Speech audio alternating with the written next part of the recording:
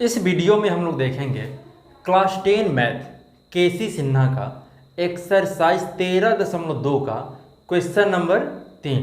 तो आइए देखते हैं। क्वेश्चन कहता है दवा का एक कैप्सूल एक बेलन के आकार का है। दवा का एक कैप्सूल है जो बेलन के आकार का है, जिसके दोनों सिरों पर एक एक अर्धगोला लगा हुआ है। जिसके दोनों सिरों पर एक एक अर्धगोला लगा हुआ है। पूरे कैप्सूल की लंबाई 14 mm है और इसका व्यास 5 mm है। व्यास 5 mm है, तो इसका पृष्ठीय क्षेत्रफल ज्ञात करें। अर्थात हमें कैप्सूल का पृष्ठीय क्षेत्रफल ज्ञात करना है। तो सबसे पहले हम फिगर बना लेते हैं, उसके बाद फिर इस क्वेश्चन को हल करेंगे। तो दवा का जो कैप्सूल है कहता है कि बेलन के आकार का है। तो हम क्या किए, एक बेलन बना लिए। ये हमारा बेलन हो गया और कहता है कि जिसके दोनों सिरों पर, अर्थात इस सिरा पर भी और इस सिरा पर भी, दोनों सिरों पर एक एक अर्धगोला लगा हुआ है। तो हम एक अर्धगोला इधर लगा देते हैं और एक अर्धगोला इधर लगा देते हैं। दोनों तरफ हम क्या किए, अर्धगोला को लगा दिए। अब कहता है पूरे कैप्सूल की लंबाई 14 mm है। पूरे कैप्सूल की लंबाई अर्थात यहाँ से लेकर के यहाँ तक, ये हमारा पूरा कैप्सूल हो गया। इसका जो लंबाई है वो 14 mm है। कैप्सूल की लंबाई 14 mm है। हम यहाँ लिख भी देते हैं, हल कैप्सूल की लंबाई, कैप्सूल की लंबाई बराबर 14 mm। फिर कहता है क्वेश्चन में कि इसका व्यास, अर्थात ये जो बेलनाकार भाग है इसका व्यास 5 mm है। अर्थात ये इसका व्यास हो गया जो 5 mm है। यदि इसका व्यास 5 mm है,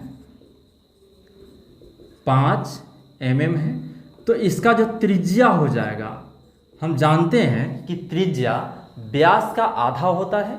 अर्थात ये 5/2 अर्थात 2.5 mm हो जाएगा। तो ये इसका त्रिज्या हो गया 2.5 mm।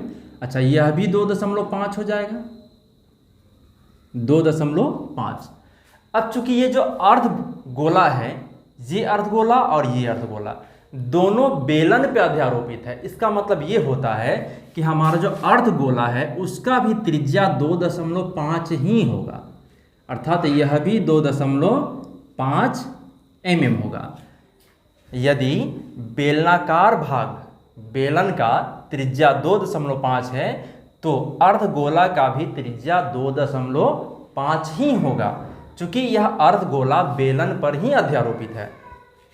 तो इस प्रकार यदि यहां से यहां तक ये 2.5 हो गया और यह भी 2.5 हो गया, चूंकि ये अर्धगोला का त्रिज्या और यह भी अर्धगोला का त्रिज्या। तो यदि हम आपसे कहें कि बेलन का ऊंचाई क्या होगा, बेलन की ऊंचाई, बेलन की ऊंचाई हम यहाँ h कह देते हैं। तो हम क्या करें, चूंकि पूरे कैप्सूल की लंबाई 14 mm है, 14 माइनस, और ये 2.5 और ये 2.5, जब दोनों को जोड़ लेंगे तो 5 हो जाएगा। और हम जब 14 से 5 घटा लेंगे तो 9 mm ये जो बच रहा है, ये पूरा 14 है। 2.5 इधर से घटा लें और 2.5 इधर से, अर्थात 2.5 और 2.5 हो गया, और 5 हम 14 से 5 घटाएंगे तो 9, जो हमारा बेलन का ऊंचाई हो जाएगा। क्योंकि यहाँ से यहाँ तक ये हमारा बेलन हो गया।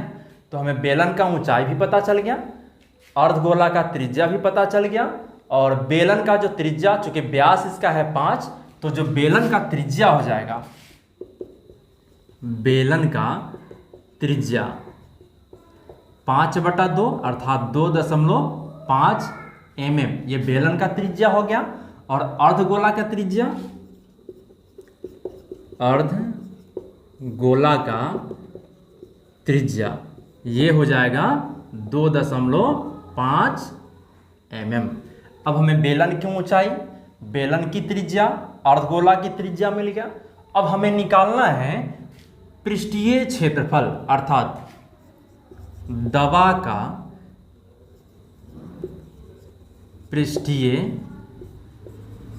क्षेत्रफल। हमें दवा का पृष्ठीय क्षेत्रफल चाहिए। तो इसके लिए हम क्या करेंगे कि बेलन का पृष्ठीय क्षेत्रफल, बेलन का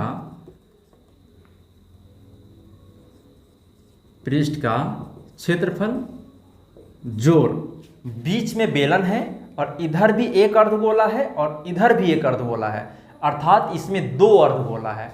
तो बेलन का पृष्ठीय क्षेत्रफल गुण जोड़ 2 गुना अर्धगोला के पृष्ठ का क्षेत्रफल। हम क्या करें, यदि बेलन के पृष्ठीय क्षेत्रफल में दोनों अर्धगोला के पृष्ठीय क्षेत्रफल को जोड़ दें तो हमें दवा का पृष्ठीय क्षेत्रफल मिल जाएगा।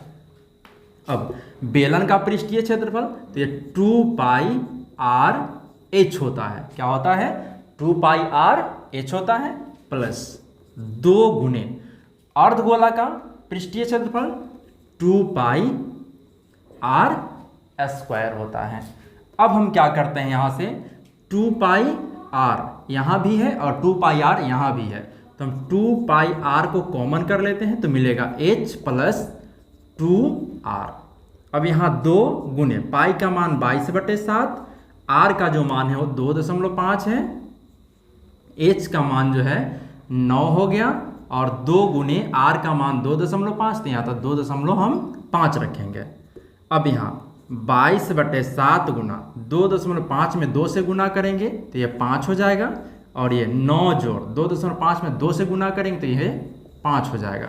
अब ये 22/7 गुना 5 गुना 9 और 5 14 हो गया, तो 7 दूना 14 अर्थात 22 गुना 5 गुना 2, तो 22 पंचे 110 अर्थात ये हो जाएगा 220 mm²।